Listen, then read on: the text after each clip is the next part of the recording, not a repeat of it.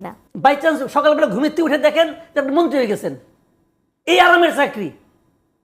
ছিলেন অবসরপ্রাপ্ত, নাতি নাতনির সঙ্গে খেলাধুলা করতেন, হঠাৎ করে শুনেন যে আপনি মন্ত্রী হয়ে গেছেন।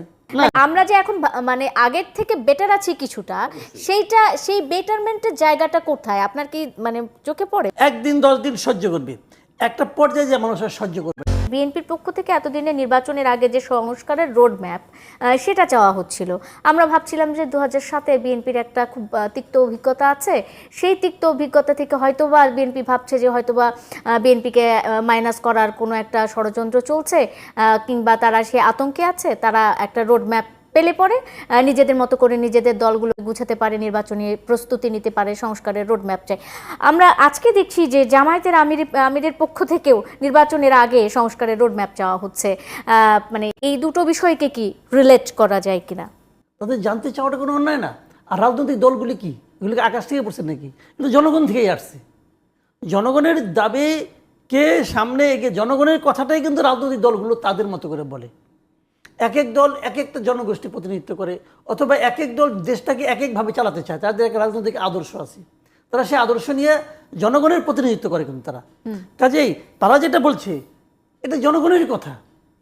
জনগণের আপনি সম্মিলিত শব্দ তো আপনি শুনতে পারবেন না, এদের মাধ্যমে আপনাকে শুনতে হবে।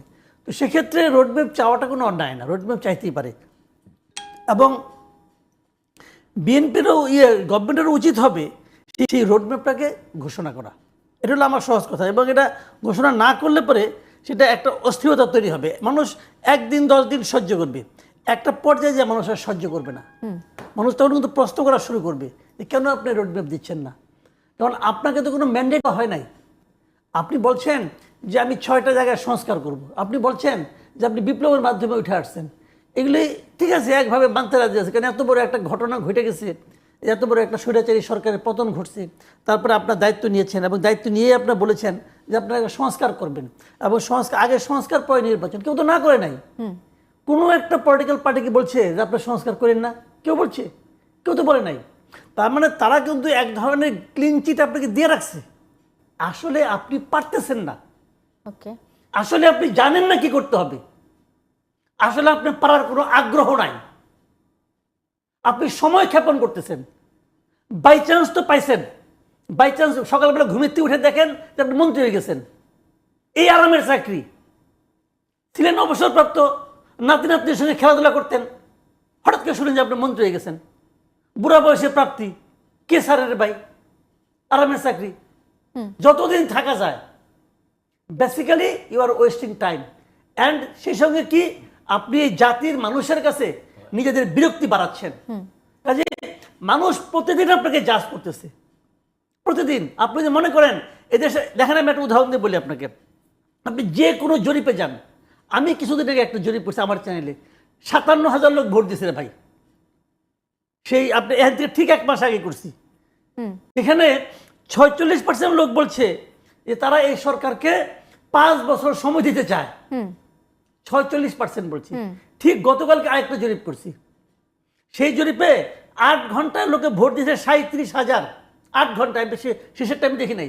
এই 8 ঘন্টায় ওই যে 46% ছিল না, যারা 5 বছর ক্ষমতা দিতে চায়, ওইটা কমে এসে দাঁড়াচ্ছে 27%-এ।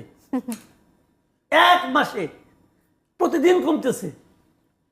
কেন কমতেছে? মাসুদ কামাল ভাই, এটা এই জায়গাতে এসে আসলে যখন এই ধরনের প্রশ্নগুলো উঠবে এবং আপনাদের মতো স্বনামধন্য সাংবাদিকরা, বড় বড় ব্যক্তিত্বরা যখন এই বিষয়গুলো নিয়ে কথা বলবেন, তখনই কিন্তু সাধারণ মানুষের মনের মধ্যে এইটাই প্রশ্নের উদ্রেক হবে, আসলে কি মানে আগেই ভালো ছিলাম কিনা। অনেকে তো এইটা বলার জন্য বসে আছে যে আগেই কি তাইলে ভালো ছিলাম, এখন কি খারাপ আছি কিনা। মানে আমরা যে এখন মানে আগের থেকে বেটার আছি কিছুটা, সেই বেটারমেন্টের জায়গাটা কোথায় আপনার কি মানে চোখে পড়ে? বেটারমেন্টের জায়গাটা কিছু ভালো জায়গাতে চোখে পড়ছে। আছে শুনেন ভাই, আগে কোনো সিস্টেমই ছিল না, আগে কিছুই ছিল না। আগে দোজখের মধ্যে ছিলাম, আমি আগে দোজখে ছিলাম। কাজে ওইটার সঙ্গে এটা তুলনা করা যাবে না। কিন্তু প্রশ্নটা হলো কি, দেখেন মানে আমরা তো একটা লক্ষ্য নিয়ে নামছি। মানুষ কিন্তু প্রতিদিন আপনাকে বিচার করবে যে আমরা কি করছি, কি চাচ্ছি, কি করছি, কি চাচ্ছি, প্রতিদিন বিচার করবে। আর আগেরটা ছিল তো বিচারের ঊর্ধ্বে। আপনি কি বলেন, কি ভাবেন, কোন পলিটিক্যাল পার্টি কি বলে, কি ভাবে, কি কিচ্ছু চায়, যায় আসে না। এগুলো কিন্তু যায় আসে না। এক দানব ক্ষমতার মধ্যে বসেছিল। কিছু গুলো খেয়ে নেবো, কিছু গুলো মেরে নেবো, কিছু গুলো গুম করে ফেলাবো। এই যে মানুষের মধ্যে আতঙ্ক, সে আতঙ্ক থেকে বাঁচছি। এবং সে আতঙ্ক থেকে বাঁচার জন্য কিন্তু ওই উপদেষ্টারা কোনো রকম শ্রম দেয় নাই। শ্রম কিন্তু সাধারণ মানুষ দিছে। সাধারণ মানুষ শ্রম দিয়ে তাদেরকে বলছে যে তোমরা আমাদের এই কাজগুলো বের করে দাও। জামাত ইসলামের প্রস্তাবনে আমি আরেকটা কথা বলি, যে এটা হওয়ার পর একটা ঝামেলা কিন্তু অনেকে বলবে।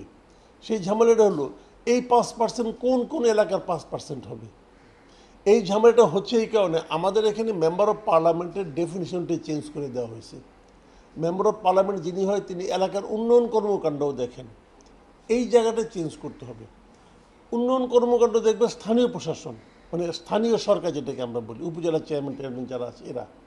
এমপিদের কাজ হবে আইন প্রণয়ন করা। যারা এমপি হবেন তারা কেবল সংসদে বসবেন, আর কিছু করবেন না। যদি এরকম করা হয় তাহলে এই বিরোধটা থাকবে না। জামাতের এই নির্বাচন ব্যবস্থা বিষয়ক প্রস্তাবের মধ্যে একটা দুর্বলতা আমার কাছে মনে হয়, যেটা আমি চাই কিন্তু ওখানে নাই, সেটা হলো না ভোটের ব্যবস্থা। 2008-এর যে নির্বাচনটা আমাদের হয়েছিল সেখানে কিন্তু না ভোটের একটা অপশন ছিল। না ভোটের অপশন থাকার মানে হলো যে ভোটারের হাতে অপশন থাকে, সে যদি কাউকে পছন্দ না হয় তাহলে সে ভোট দেবে না, বলবে না আমি কাউকে পছন্দ করি। সেই অপশনটা মনে হয় থাকা দরকার। জামাত যে প্রস্তাবগুলো দিয়েছে এটা তো জামাত ইসলামের প্রস্তাব। আমি মনে করি সকল রাজনৈতিক দলেরই, যেহেতু একটা সংস্কার এই অন্তর্বর্তীকালীন সরকার একটা সংস্কার কার্যক্রম চালু করেছে, এতে সমস্ত রাজনৈতিক দলই অংশ নিতে পারে। কীভাবে অংশ নিতে পারে? কমিটিতে ঢুকতে হবে তা না, তারাও নিজেরা এরকম প্রস্তাব দিক এবং সবগুলি প্রস্তাব হাতে নিয়ে তারপরে যে প্রস্তাবগুলো সবার কাছ থেকে আসছে, যেগুলো মিলছে, একদম মিলে যাবে যেগুলো, সেগুলো নিয়ে আমাদের এই সরকার তাদের যে কমিশন করেছে সেই কমিশন এগুলো নিয়ে আলোচনা করতে পারে।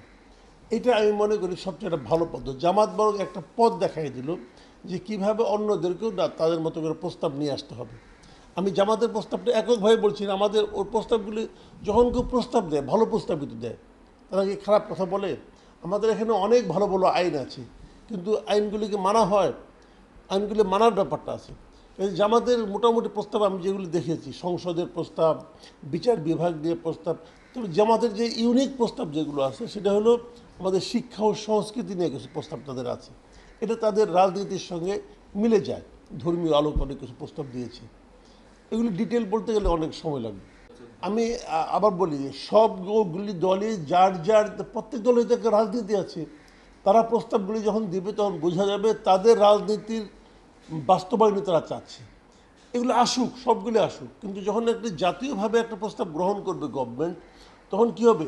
সবগুলো দলের প্রস্তাব একত্রিত হয়ে দেখে যে প্রস্তাবগুলো তাদের সব দলই করেছে, কিছু প্রস্তাব থাকবে যেটা সব দলই করেছে, সেগুলি তারা নেবে। জামাতের সব প্রস্তাব তো নেওয়ার দরকার নেই। বিএনপিও তো দিয়েছে রাষ্ট্র সংস্কারের 31 দফা, আরও আগে দেওয়া, আরও 1-1.5 বছর আগের দেওয়া, তো সেগুলোও দেখা যেতে পারে। বরঞ্চ সরকার যেটা আমি মনে করি করতে পারে, সব দলকে আহ্বান করতে পারে যে আপনারা আপনাদের প্রস্তাবগুলি দেন, সংস্কার প্রস্তাবগুলি দেন। বিভিন্ন ক্ষেত্রে সরকার সংস্কার কমিশন করেছে 6টা, জামাত প্রস্তাব দিয়েছে 10টা ক্ষেত্রে, কোনো সমস্যা নাই।